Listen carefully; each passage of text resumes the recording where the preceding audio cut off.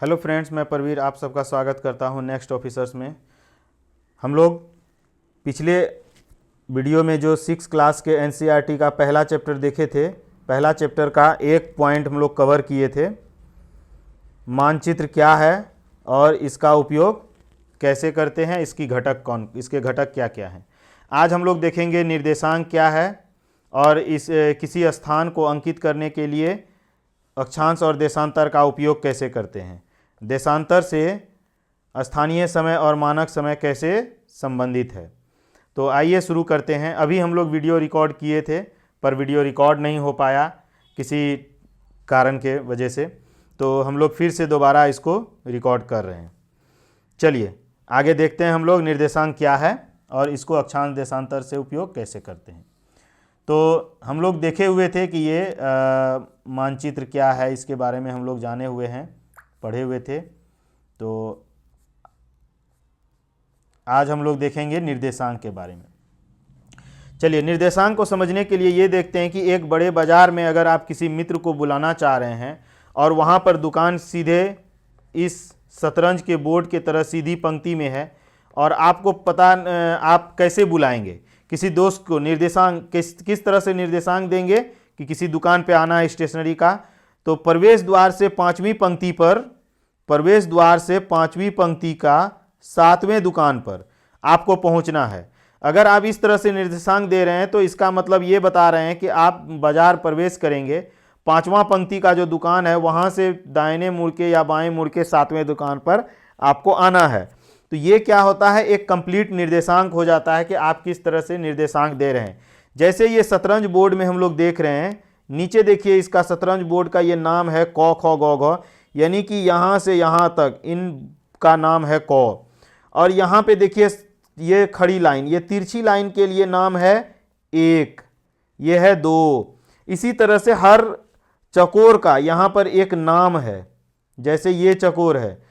उसी तरह से देखिए रानी के आगे का जो प्यादा है वो घ2 से घ4 पर चला गया है, घ2 से घ4 पर चला है। तो ये क्या है, एक प्रकार का निर्देश है जो आप इस शतरंज के बोर्ड पे आप देख रहे हैं कि हर चौकोर का एक नाम है। अगर हम लोग इस चौकोर का नाम डिसाइड करना चाहें तो ये चौ का 6 है, यानी इस चौकोर का नाम क्या हो जाएगा, चौ 6,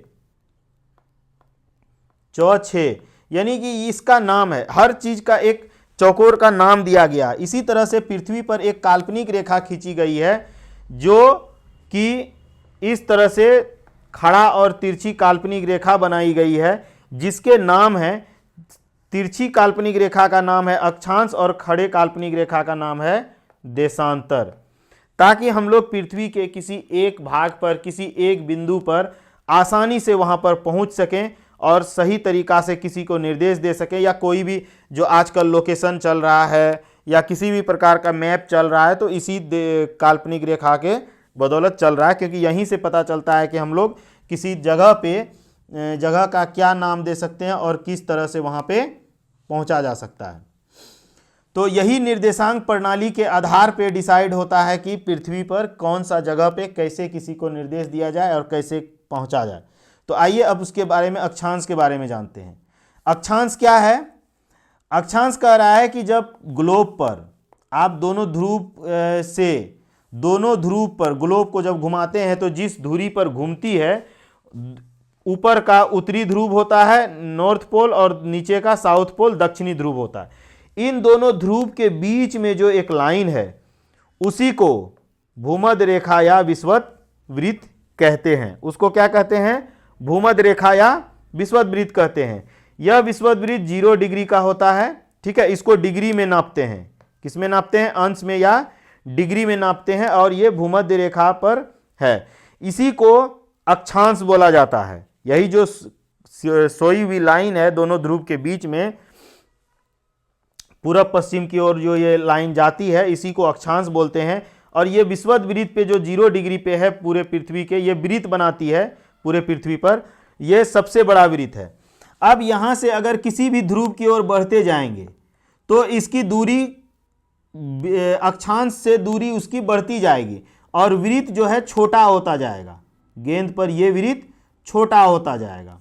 देखिए अब ये वृत्त की चौड़ाई, जैसे इस वृत्त की चौड़ाई और इस वृत्त की चौड़ाई में अंतर है, ये उससे छोटा है, और इस वृत्त की चौड़ाई का उससे ये छोटा है, देख रहे हैं, ये है।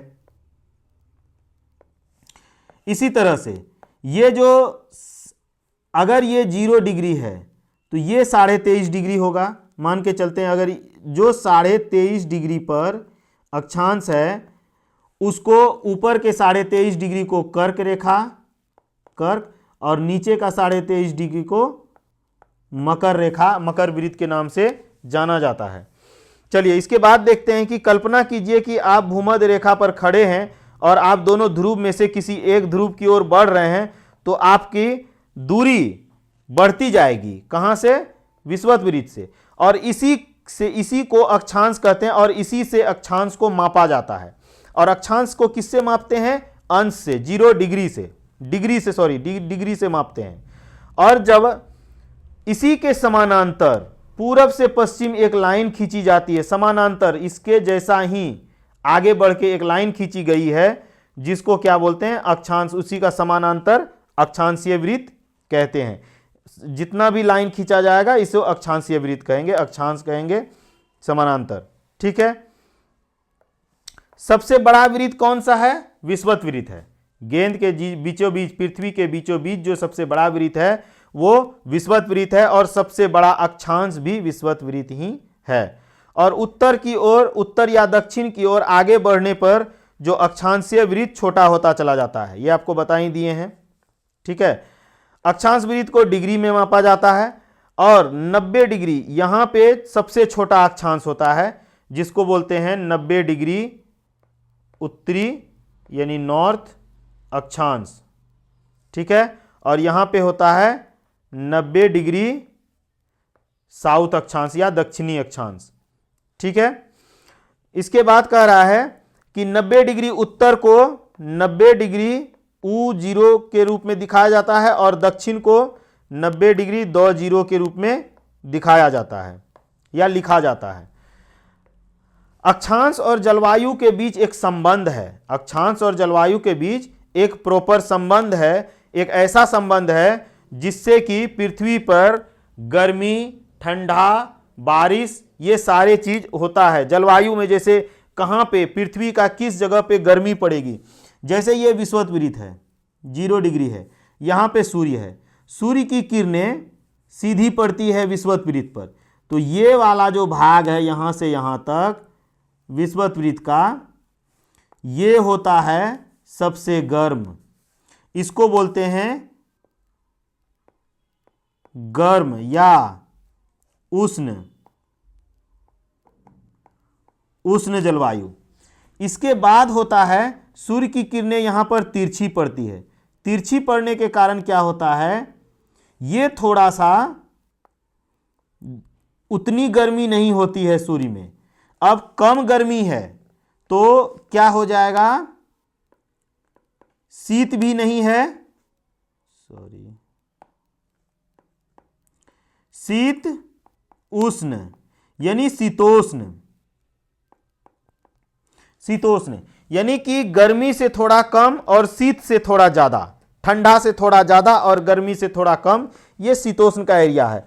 और सूर्य की किरणें लगभग यहां नहीं पड़ती है, देखिए इन भाग में लगभग सूर्य की किरणें नहीं गुजरती है, क्योंकि यहां से सूर्य की किरणें तिरछी चली और ऐसे निकल जाती है, इसलिए इस भाग में सूर्य की किरणें नहीं पड़ने के कारण ये हो जाता है शीत,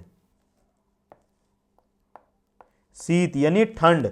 यहां पे अब सूर्य की किरणें नहीं पड़ती है, जिस कारण से वहां पर बर्फ जम जाता है, और बर्फ जमने के कारण वहां पे दोनों ध्रुव पर, उत्तरी ध्रुव और दक्षिणी ध्रुव पर सबसे ज्यादा ठंडी पाई जाती है, ठंड पाई जाती है, शीत पाई जाती है।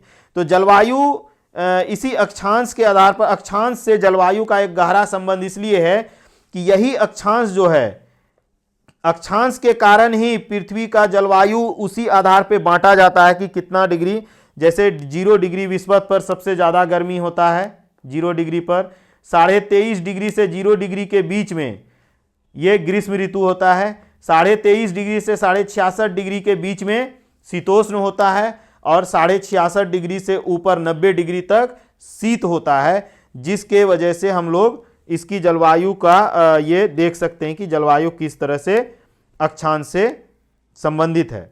अब हम लोग देखेंगे देशांतर। जिस तरह से हम लोग एक चेस बोर्ड पर देखें कि एक तिरछी लाइन का नाम हो गया अक्षांश, उसी तरह से पृथ्वी पर एक काल्पनिक खड़ी लाइन भी है जिसका नाम है देशांतर। अब देशांतर से क्या है, सर्वाधिक छोटे रेखा उस उत्तरी ध्रुव से दक्षिणी ध्रुव की ओर यात्रा करती है। मतलब एक ये पृथ्वी है, यहां ध्रुव है, इस ध्रुव से इस ध्रुव को मिलाने वाली रेखा को क्या कहते हैं, देशांतर बोलते हैं। अब ये वृत्त नहीं है, क्योंकि ये 90 डिग्री उत्तर से 90 डिग्री नॉर्थ से 90 डिग्री साउथ को ही सिर्फ मिलाता है। जैसे आप संतरा देखे होंगे, संतरा में देखिएगा एक ऐसे करके एक आकृति बनी होती है पूरा संतरा में, लेकिन एक एक जैसा अलग अलग होता है, पूरा राउंड अप नहीं होता है। तो वही संतरा में जैसे फारा ऊपर से नीचे तक एकदम लाइनिंग होता है, वही लाइनिंग के आधार पे पृथ्वी में काल्पनिक रेखाएं हैं जिसको देशांतर के नाम से जाना जाता है। और ये अर्धवृत्त है, ये पूरी वृत्त नहीं है ना। देशांतर याम्योत्तर को मेरिडियन ऑफ लैंगिट्यूड भी बोला जाता है, मेरिडियन ऑफ लैंगिट्यूड। इसको बोला जाता है लेटीट्यूड, अक्षांश को बोला जाता है लेटीट्यूड, और देशांतर को बोला जाता है लॉन्गिट्यूड, है ना। मेरिडियन ऑफ लॉन्गिट्यूड भी देशांतर को बोला जाता है। यह एक अर्धवृत्त है, ध्रुव से दूसरे ध्रुव तक जाती है। बताए थे 90 डिग्री से दक्षिण 90 डिग्री साउथ नॉर्थ से 90 डिग्री दक्षिण तक ही जाती है। यह अर्ध ध्रुव है, अर्धवृत्त है, सॉरी। इसके बाद कह रहा है कि पृथ्वी अपनी दूरी पर घूमती है। अगर आप इसको सही रूप से देखना चाहें तो जैसे आप टेबल लैंप एक जला लें या बल्ब जला लें और उसके प्रकाश के सामने ग्लोब को घुमाएं, इसको थोड़ा दूर रख लें और उसको ग्लोब को घुमाएं। ग्लोब को घुमाने से पता चलेगा कि जिस सामने वाली भाग पे लैंप का रोशनी पड़ रहा है, यहाँ पे क्या हो रहा है, प्रकाश है, और जहाँ पे बीच वाली भाग पे हल्का हल्का प्रकाश पड़ रहा है तो यहाँ पे हल्का प्रकाश है, और पीछे वाली भाग में क्या है, अंधकार है। इसी तरह से पृथ्वी पर, है ना, इसी तरह से पृथ्वी के स्थान पर जब सूर्य की रोशनी सामने से पड़ती है जहाँ पे, वहाँ प्रातः काल होता है, और जहाँ हल्की हल्की पड़ रही है वहाँ पे संध्या का समय, या वहाँ पे जहाँ पे सीधी पड़ती है वहाँ दिन है, जहाँ पे हल्की पड़ रही है वहाँ संध्या का समय या सुबह का समय है, और जहाँ पर पूरी नहीं पड़ती है वो मध्य रात्रि का समय होता है, जो भोजन करके गहरी नींद का समय होता है। तो पृथ्वी पर सूर्य की किरणें पड़ने का एक अक्षांश में हम लोग देखें कि उसका जलवायु पर असर पड़ता है, और उसी तरह से दिन रात पर भी असर पड़ता है। पृथ्वी के कुछ भाग में अगर अभी दिन है तो कुछ भाग में अभी रात होगा, और कुछ ऐसे भाग होंगे जहां पर अभी सुबह या शाम हो रहा होगा, कहीं पे सुबह और कहीं पे शाम हो रहा होगा।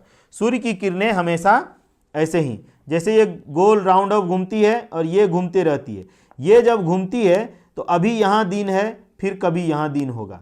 तो ये इसी तरह से दिन और रात्रि में बदलाव होता है देशांतर के कारण। इसी कारण से देशांतर का माप द्वारा हम उसके स्थान में समय को भी मापेंगे, है ना। किसी स्थान का जो समय को मापते हैं वो हम लोग देशांतर के माध्यम से ही मापते हैं, और दिन और रात में असर इसी के कारण से दिन और रात की ये पड़ती है। देशांतर को मापने के लिए हमारे लिए प्रमुख याम्योत्तर को बनाना जरूरी था, जिसको कि प्रमुख याम्योत्तर को बिंदु को बनाने के लिए परिभाषित करने के लिए कुछ लोगों ने 1884 में कुछ लोगों ने, कुछ देशों ने मिलकर इंग्लैंड के ग्रीनविच को, इंग्लैंड के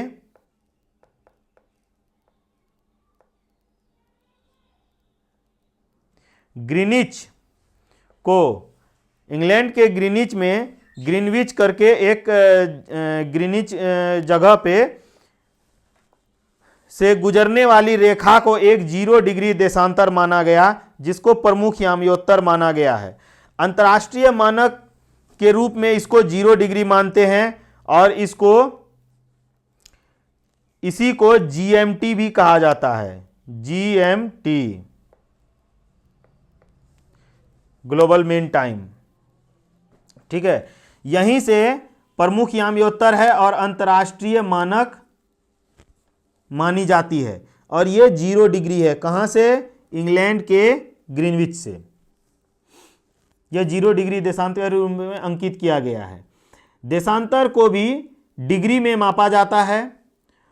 पश्चिम से पूरब की ओर 0 डिग्री से, अब ये अर्धवृत्त है तो 0 डिग्री से 180 डिग्री तक ही जाएगा, इधर भी और इधर भी 180 तक जाएगा। ठीक है, इसके बाद पश्चिम के लिए π0 और पूर्व के लिए, और पश्चिम के लिए π0, पूर्व के लिए π0 लिखा जाता है। न्यूयॉर्क का देशांतर 74 डिग्री पूर्व, जबकि दिल्ली का देशांतर 77 डिग्री पूर्व पश्चिम, और न्यूयॉर्क का देशांतर 74 डिग्री पश्चिम और दिल्ली का देशांतर 77 डिग्री पूर्व, और टोक्यो का देशांतर 140 डिग्री पूर्व में है। और इसी आधार पर तीनों जगहों का समय अलग अलग हो जाएगा, और इसी कारण से यहाँ पर दिन रात भी अलग अलग हो जाएगी। और एक है क्या कि अब अर्धवृत्त होने के कारण 180 डिग्री, अब यहाँ से 180 डिग्री इधर जा रहा है, 180 डिग्री इधर जा रहा है। तो अगर ये गोल है तो कहीं ना कहीं ये 180 डिग्री पूर्व और 180 डिग्री पश्चिम दोनों एक ही लाइन होगा। नॉर्थ पोल से साउथ पोल को मिलाने वाली एक ही लाइन ऐसा होगा जो दोनों 180 डिग्री है ना, 180 डिग्री पश्चिम और 180 डिग्री पूर्व एक ही देशांतर है। इसीलिए इस देशांतर के 180 डिग्री के बीच में पूर्व और पश्चिम नहीं लगाया जाता है। इसीलिए 180 डिग्री देशांतर को सिर्फ 180 डिग्री देशांतर लिखा जाता है। इसके साथ पूर्व या पश्चिम नहीं लगाया जाता है। अक्षांश और देशांतर मिलकर एक स्थान को 2 निर्देशांक होते हैं। देखिए, अब हम लोग निर्देशांक पढ़े थे उसमें चेस बोर्ड में कि ए से लेकर के या क से क 1 से क 5 में गया, ये एक ही निर्देशांक था। यहां पे अक्षांश और देशांतर दोनों है। अगर किसी जगह को हम लोग दिखा रहे हैं कि 23 डिग्री अक्षांश और 15 डिग्री देशांतर पर कोई है, यानी एक निर्देश दे रहे हैं कि 23 डिग्री अक्षांश पर है, दूसरा निर्देश दे रहे हैं कि 15 डिग्री देशांतर पर, दोनों मिलकर के जो एक बिंदु बनाती है वही बिंदु एडजेक्ट पॉइंट है किसी स्थान का। ठीक है, इसी तरह से ये दोनों मिलकर के 2 निर्देशांक होते हैं जो दोनों मिलकर के एक निर्देश देती है कि कौन किस जगह पे अभी खड़ा है या कोई स्थित है। पृथ्वी पर किसी स्थान का पता लगाने में सक्षम होता है ये दोनों निर्देशांक, एक निर्देशांक नहीं, दोनों अक्षांश और देशांतर मिलकर के, दोनों मिलकर के पृथ्वी पर किसी भी एक बिंदु का पता लगाना आसान हो जाता है और सक्षम है। जैसे दिल्ली 29 डिग्री उत्तरी अक्षांश और 77 डिग्री पूर्वी देशांतर पर स्थित है। अब यहां पर यह पृथ्वी है, 29 डिग्री पूर्वी अक्षांश, 29 डिग्री उत्तरी अक्षांश, अब ये उत्तर है। 29 डिग्री उत्तरी अक्षांश पर एक बिंदु दिए, ऐसे लाइनिंग किए। अब 77 डिग्री पूर्वी देशांतर पर एक लाइन किए। अब ये जो बिंदु बना यहां पे क्या है? दिल्ली है।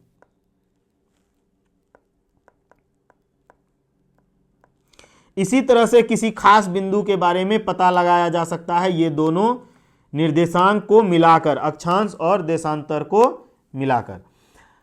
सभी रेखाएं मिलकर ग्लोब पर एक ग्रिड बनाती है।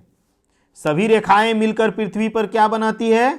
एक इस तरह का ग्रिड बनाती है, और यही ग्रिड पर ये अक्षांश है और ये देशांतर है। जैसे ये देशांतर है और ये अक्षांश है, मिलकर के हर जगह पे एक बिंदु बनाती है, जो कि एक ग्रिड बनाती जाती है। इसके बाद कह रहा है कि पृथ्वी को गोलार्ध में भी बांटा जाता है, क्योंकि अगर हम बोल रहे हैं कि इतना डिग्री, जैसे दिल्ली का ही लेते हैं, क्या है कि 29 डिग्री उत्तर, 29 डिग्री उत्तर से 77 डिग्री पूर्व देशांतर, ये अक्षांश है, ये अक्षांश है, और देशांतर कहाँ है? 77 डिग्री पूर्व। अब कैसे पता चलेगा? जैसे कोई पृथ्वी है, दोनों ध्रुव के बीच में जो विषुवत है 0 डिग्री, यहां से पृथ्वी को अगर दो भाग में बांट दें तो इसको बोलेंगे हम लोग, ये उत्तर के तरफ है तो इसको बोलेंगे उत्तरी गोलार्ध। यहां देखिए, ये है आपका उत्तरी गोलार्ध, यानी आधा भाग में बांट देंगे तो उत्तरी गोलार्ध।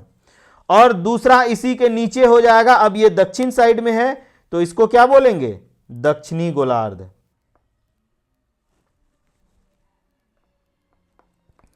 दक्षिणी गोलार्ध, यानी कि गोलार्ध मतलब गोल का आधा भाग, गोल का आधा भाग।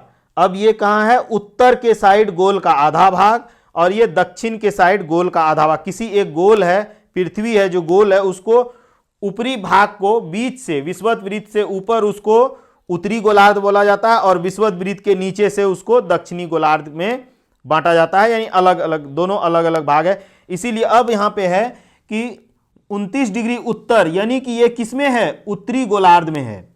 29 डिग्री उत्तर उत्तरी गोलार्ध में होगा, क्योंकि पूर्वी गोलार्ध तो बोला नहीं है, ये उत्तर बोला है, तो उत्तर 29 डिग्री उत्तर उत्तरी गोलार्ध में हो गया। अब हम लोग आते हैं देशांतर। अब यहां पे पृथ्वी को अगर ऐसे दो भागों में बांट दिया जाए, यहां से भी अगर दोनों ध्रुव को मिला करके दो भाग में अलग अलग कर दिया जाए, तो यहां से इधर क्या है? पूर्व है, तो ये पूर्वी गोलार्ध हो जाएगा। देख रहे हैं, यहां से उधर ये पूर्वी गोलार्ध है। ठीक है, गोल का आधा भाग गोलार्ध, यानी पृथ्वी का आधा भाग अगर दोनों ध्रुव के बीच होके अगर अलग कर दिया जाए तो पूरब साइड पूर्वी गोलार्ध, और पश्चिम के साइड जो आधा भाग पृथ्वी बचेगा उसको, इसको बोला जाएगा पश्चिमी गोलार्ध। पश्चिमी गोलार्ध। ठीक है, तो ये दो गोलार्ध के रूप में बांटा जाता है, जिससे ग्रिड का पता चल सकता है। अब यहां पे क्या कह रहा है? 77 डिग्री दक्षिण, 77 डिग्री 77 डिग्री पूर्वी देशांतर में। अब पूरब किधर है? इधर है, पूर्वी देशांतर में। अब इस गोलार्ध में लेना है और आधा यहां से ऊपर लेना है, यानी कि इस जगह पे आ गया, इससे इस लाइन से ऊपर और इस लाइन के इधर। अब यहां पे जैसे ही ये लाइन क्रॉस करेगा, यहां पे मिला, यही है आपका दिल्ली। इसी तरह से ये एक ग्रिड बनाती है, जिससे, और इसी ग्रिड के आधार पर दोनों को गोलार्ध में बांटा जाता है। यहां से भूमध्य रेखा के आधार पर यह हो जाता है नॉर्थ गोलार्ध, यानी उत्तरी गोलार्ध, और ये हो जाता है साउथ गोलार्ध, और इसके आधार पर यह हो गया ईस्ट पूर्वी गोलार्ध, और ये हो गया पश्चिमी गोलार्ध। ठीक है, ग्रीनविच याम्योत्तर मेन टाइम की वजह से। अब ध्यान रखने वाली बात यह है कि ग्रीनविच याम्योत्तर पहली ज्ञात प्रमुख याम्योत्तर रेखा नहीं है। ये सबसे पहला देशांतर रेखा खोजा गया नहीं है जो ग्रीनविच, लंदन के ग्रीनविच होकर गुजरती है।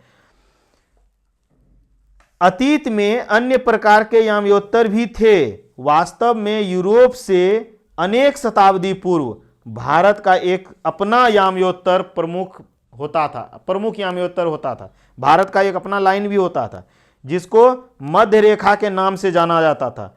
ये उस समय का उज्जैनी यानी अभी का उज्जैन के मध्य से गुजरती थी और उज्जैन अनेक शताब्दियों तक खगोलीय विद का एक प्रमुख केंद्र रहा है, जो 1500 ईस्वी पूर्व यहाँ पे प्रसिद्ध खगोल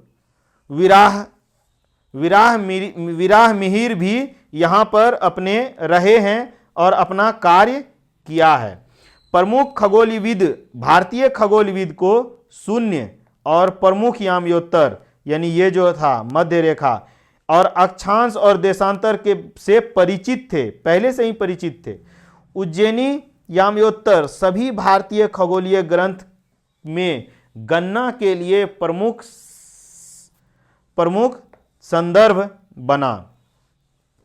बना गया था, माना गया था। इसी तरह से अगर हम लोग देखें, एक मानचित्र है जिसमें यहां पर देखते हैं, देखिए मानचित्र में ये उज्जैन है, यहां पे ये उज्जैन है, यही जो मेन लाइन है ये उस समय का पुराना प्रमुख याम्योत्तर था भारत का, पुराना अपना प्रमुख मेन लाइन यानी कि मेरिडियन लाइन था, याम्योत्तर था। इसी के आधार पे उस समय अक्षांश और देशांतर के रूप में उनको ज्ञात था पहले ही। और ये जितना देख रहे हैं ये प्राचीन नगर है, ये जो है ये प्राचीन नगर है, ये प्राचीन नगर है, ये प्राचीन नगर है, ये कुरुक्षेत्र प्राचीन नगर है, ये नया नगर है। तो ये पुराना लाइन है जो इस याम्योत्तर, ये जो जब ग्रीनविच में जो मेन टाइम जोन माना गया, ये लाइन माना गया, उससे पहले से ही भारत में 1500 ईस्वी पूर्व पहले से ही यहाँ पे ज्ञात था। और भारत का एक अपना लाइन भी था जिसको मध्य रेखा के रूप में जाना जाता था और यहीं से सारी गणना की जाती थी भारत में। चलिए आगे देखते हैं कि यहाँ पे क्या है। भारत जो अक्षांश है 8 डिग्री 4 मिनट, यहां पे आप देखेंगे तो भारत जो है, सॉरी यहां पे और यहां पे ये था, ये है 8 डिग्री 4 मिनट उत्तर नॉर्थ से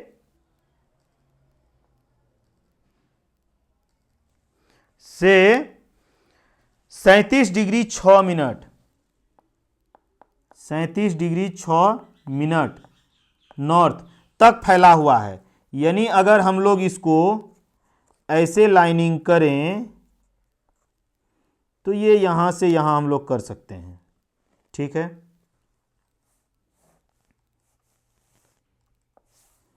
जस्ट सेकेंड,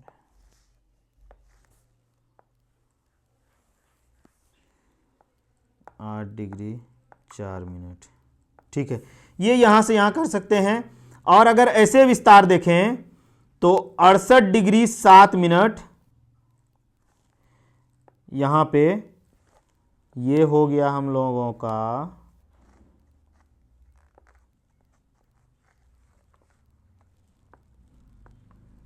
68 डिग्री 7 मिनट से लेकर के 97 डिग्री 25 मिनट तक, यहां तक।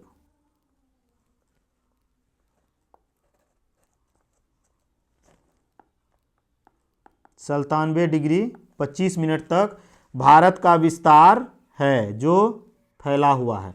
अगर हम लोग इस तरह से देखें तो भारत का ये आकार है जो इतना में भारत फैला हुआ है।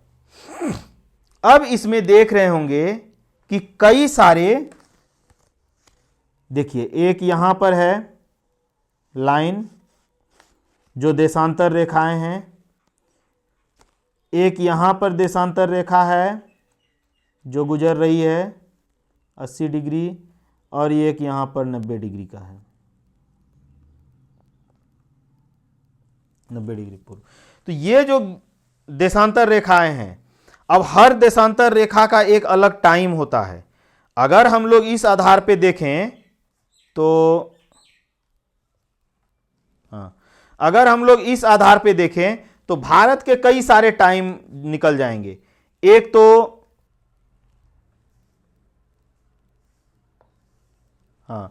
एक तो यहां का टाइम अलग हो जाएगा, यहां का अलग हो जाएगा, यहां का अलग हो जाएगा। ठीक है, इस तरह से टाइम इसका इंडिया का अलग अलग हो जाएगा।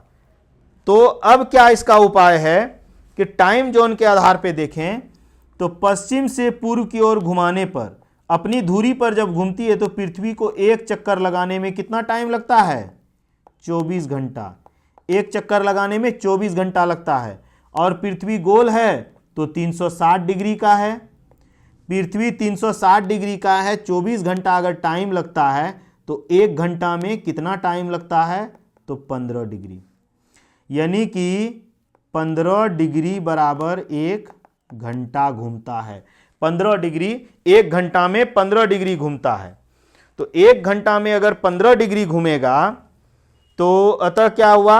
एक घंटा में 15 डिग्री, तो प्रत्येक घंटा में 15 डिग्री पृथ्वी का देशांतर घूमता है या मूव करता है। एक 15 डिग्री पर अगर 15 डिग्री का देशांतर का अंतर हुआ तो एक घंटा या तो प्लस या तो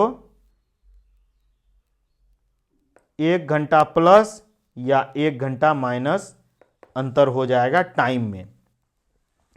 अब कैसे? देखिए, पर देशांतर के याम्योत्तर का अंकित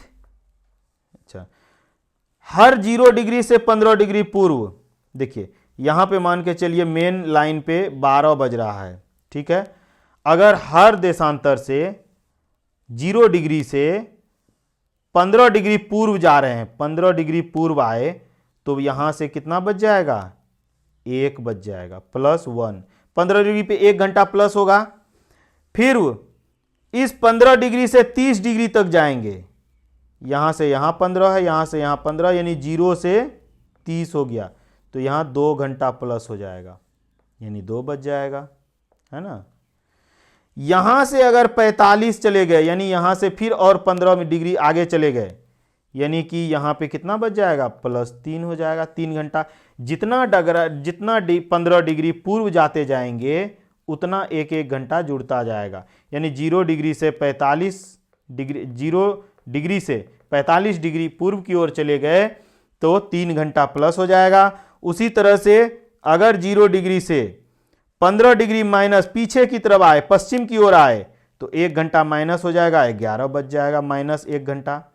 उसी तरह से 15 डिग्री और चले आए पीछे, यानी कि यहां से 30 डिग्री पीछे चले आए उत्तर की ओर, तो 2 घंटा माइनस हो जाएगा। 45 डिग्री पीछे चले आए तो 3 घंटा माइनस चले आएगा, यानी 12 बज रहा था तो यहां 9 बज जाएगा, 9 3 12, 3 घंटा पीछे चले आएंगे। तो इसका मतलब क्या है कि उत्तर से पश्चिम से पूर्व की ओर जाने पर, पश्चिम से पूर्व की ओर जाने पर हर 15 डिग्री पर +1 घंटा, और पूर्व से पश्चिम की ओर जाने पर हर 15 डिग्री पर -1 घंटा। ये समय का ये चलता है ना। इसी प्रकार से 15 डिग्री जोड़ते जाएंगे और 180 डिग्री तक पहुंचते हैं। ग्रीनविच में दोपहर 12 बज रहा है तो प्रत्येक 15 डिग्री पर 1 घंटा जुड़ता जाएगा पूरब की ओर जाने पर, और प्रत्येक 1 घंटा जैसे 1 बज जाएगा, 30 में 2 बज जाएगा, और क्रमशः इसी प्रकार से बढ़ता जाएगा।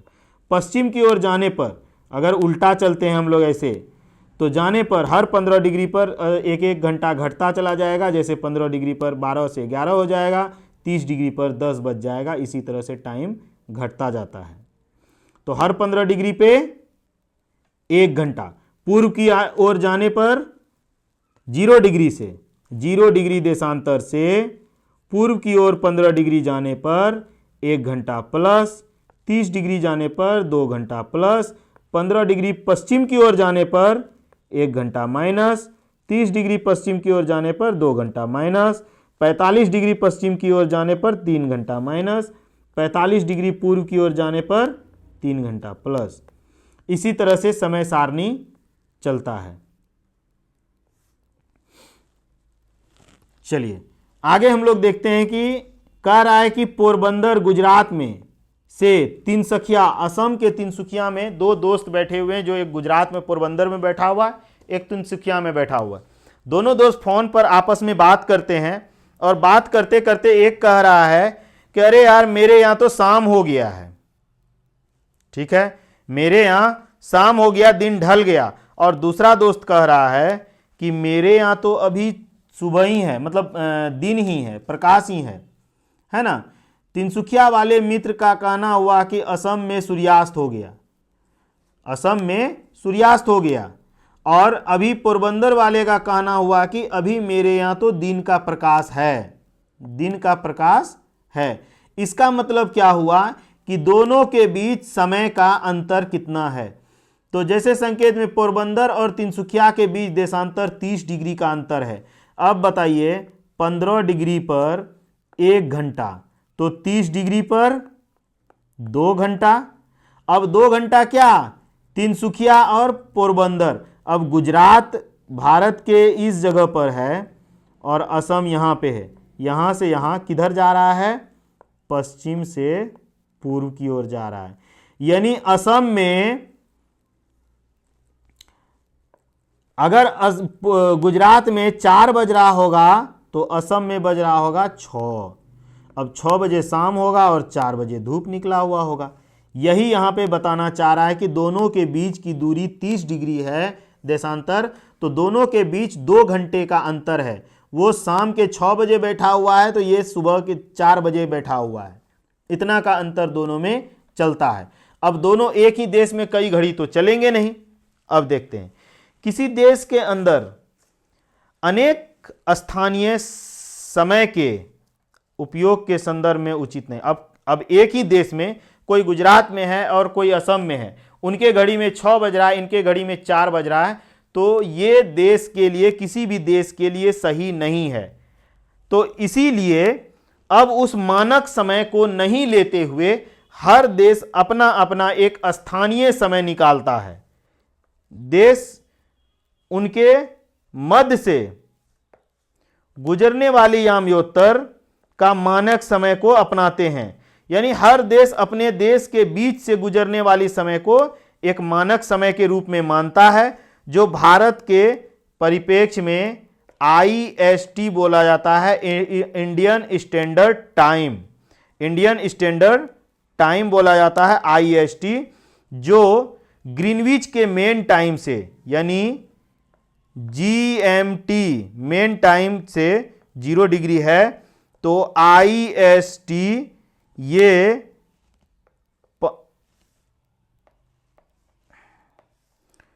5 घंटा 30 मिनट प्लस चलता है ना।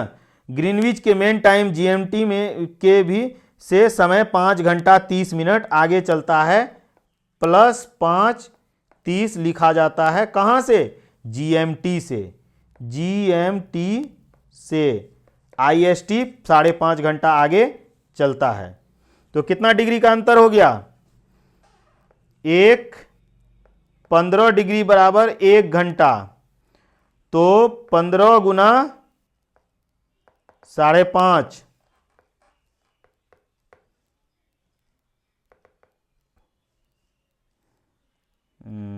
आधा घंटा 30 मिनट का हो गया। 15 डिग्री बराबर 1 घंटा, 5 घंटा है।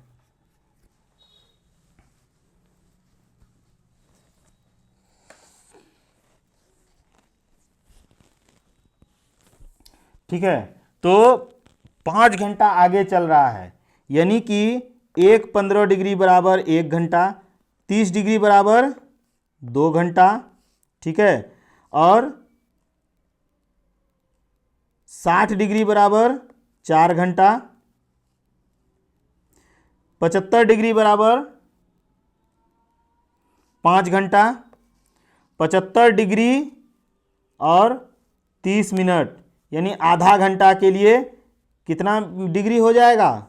7.5, यानी कि 7 5 12 का 2, 82 डिग्री कुछ मिनट के कारण ये 5.5 घंटा चलता है, 5.5 घंटा आगे है। चलिए, इसके बाद देख रहे हैं हम लोग कि स्थानीय, वही दोनों दोस्त मिल करके अब चर्चा कर रहा है कि स्थानीय समय और मानक समय में अंतर क्या है, अंतर स्पष्ट कर रहा है। तो स्थानीय समय क्या हो जा रहा है कि जैसे वो जो ग्रीनविच से निकला हुआ जीएमटी है वो स्थानीय समय है, और कोई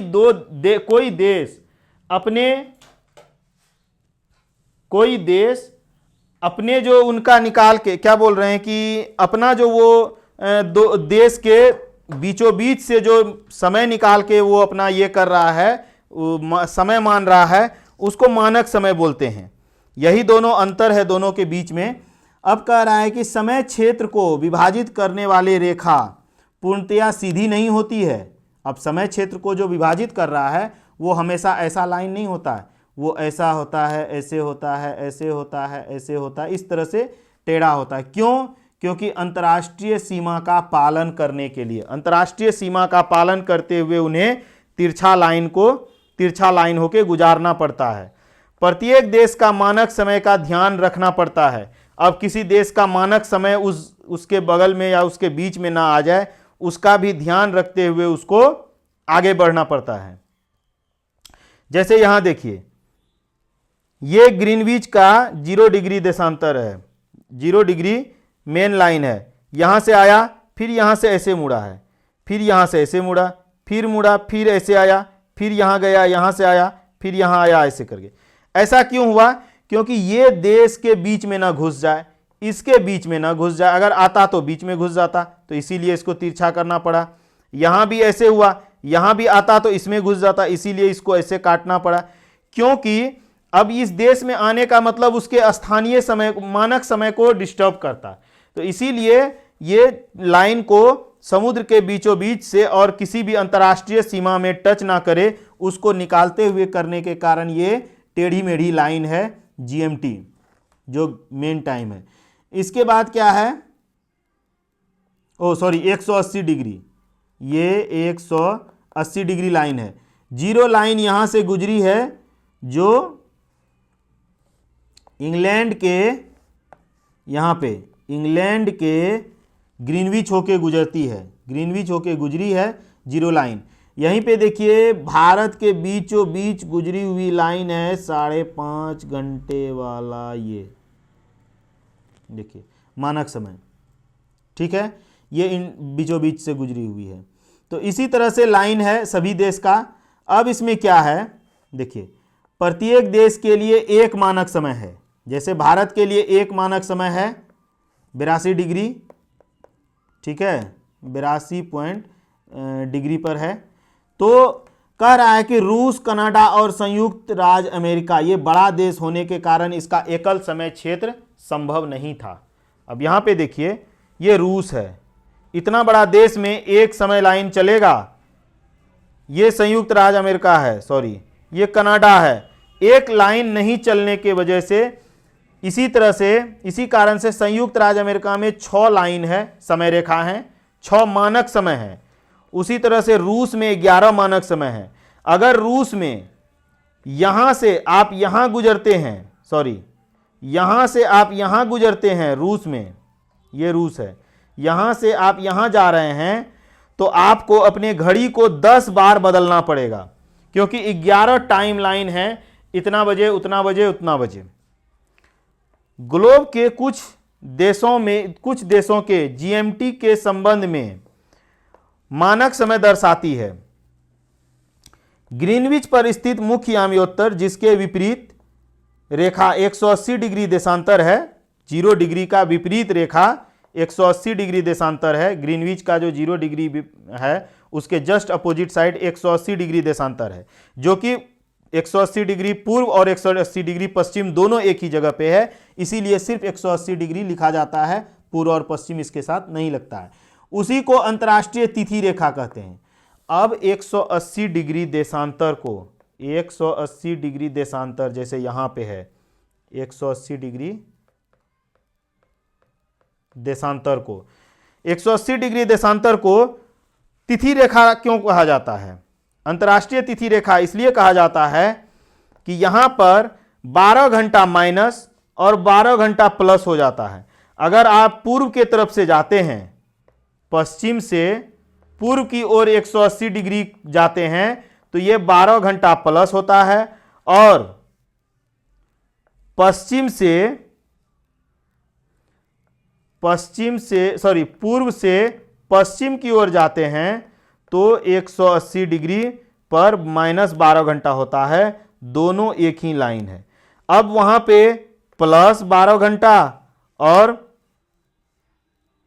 माइनस भी 12 घंटा हो रहा है, प्लस 12 घंटा या -12 घंटा हो रहा है। अब दोनों में एक दिन का अंतर हो जा रहा है, 24 एक दिन का अंतर हो जा रहा है। इसीलिए क्या किया जाता है, यहां पे अगर आप किसी में यात्रा कर रहे हैं और आप चाहे जहाज से हो या पानी के जहाज से, अगर आप 180 डिग्री देशांतर को, है ना, यात्रा कर रहे हैं और एक ही दिन अगर आप पश्चिम से पूरब की ओर 180 डिग्री को क्रॉस करते हैं, है ना,